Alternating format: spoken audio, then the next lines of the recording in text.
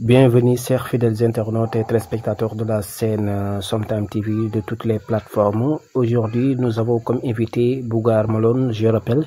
Il est le double PCP de la liste rose à l'université Cheikh Anta Diop de Dakar, mais aussi membre de la coalition Changement. Bougar, monsieur, vous êtes sur Somtime TV. D'abord, un petit mot pour les téléspectateurs qui vous suivent.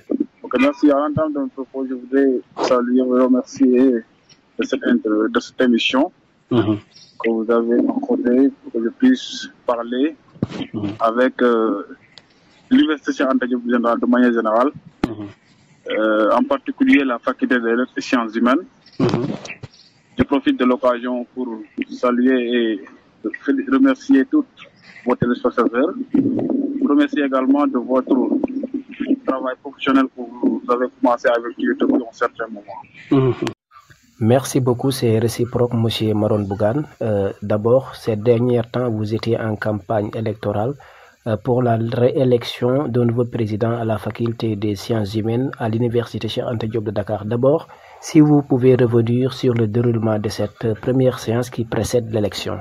Effectivement, vous avez raison. Nous sommes actuellement en fin de campagne, je dirais, parce que nous sommes actuellement en train de partir demain en élection pour l'élection des représentativités des étudiants.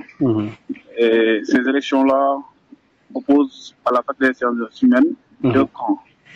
Celle de la gauche et notre coalition qui s'appelle Changement. Et moi, en tant que coordinateur de la liste rose, je suis membre de cette coalition, la coalition Changement, étant membre également du comité exécutif de cette coalition. Et la campagne, nous l'avons effectuée depuis lundi passé.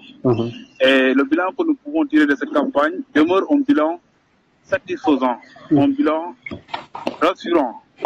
Parce que vous n'êtes pas sans savoir que cette faculté est la plus grande des facultés de l'Afrique de l'Ouest. Cette faculté mérite des dirigeants honnêtes. Cette faculté mérite des dirigeants dignes. Cette faculté mérite des dirigeants intègres, transparents. C'est dans ce cadre que nous avons, en tant que jeunes, regroupé 26 listes pour aller changer l'image de notre faculté, pour aller changer la manière de gérer les deniers publics des étudiants, pour aller changer la manière de gérer les affaires pédagogiques et sociales des étudiants.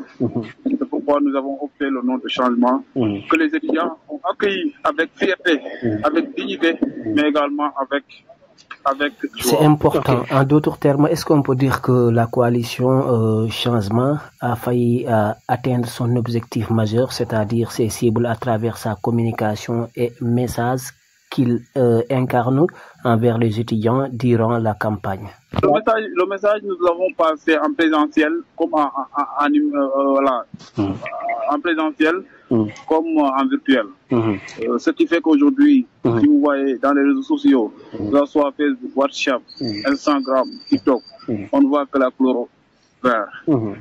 Et ce qu'on ressent à travers également la réaction des étudiants dans les amphithéâtres démontre carrément un vent nouveau qui va souffler aux soirées du mardi 13 mai 2025 au niveau de la faculté des sciences humaines. Mais aussi la campagne concerne seulement l'espacement universitaire ou bien vous avez eu la chance de saisir les étudiants qui sont hors campus? Vous savez, la campagne concerne uniquement la faculté des sciences humaines que nous avons sillonné. Mais il y avait un travail au préalable qui a été fait. Parce que vous ne pouvez pas savoir que les différentes listes qui composent,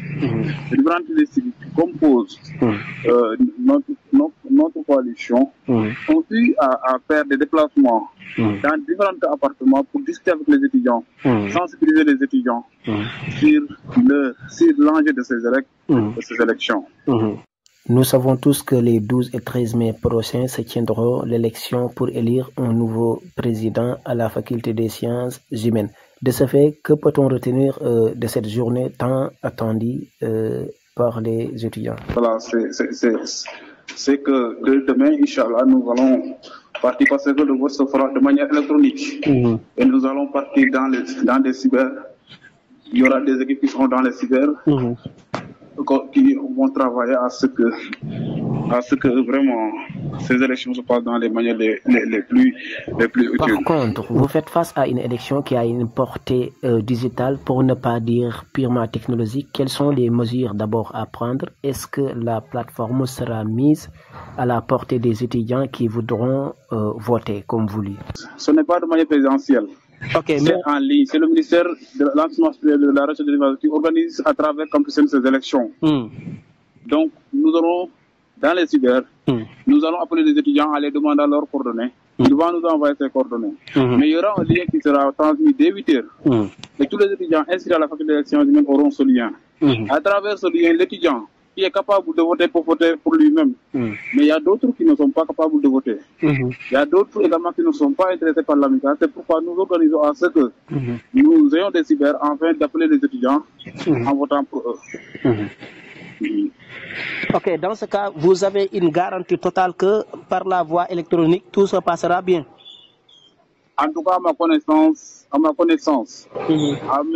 expérience également, tout va passer dans la manière la plus transparente. Merci beaucoup. Nous vous le rappelons, c'était Bougar Maron, double PCA de la liste rose et membre de la coalition Changement à l'Université Cheikh Anta Diop de Dakar. Et merci de nous avoir donné l'occasion et l'opportunité de répondre à cette invitation. Merci, à la prochaine fois sur Sometime TV.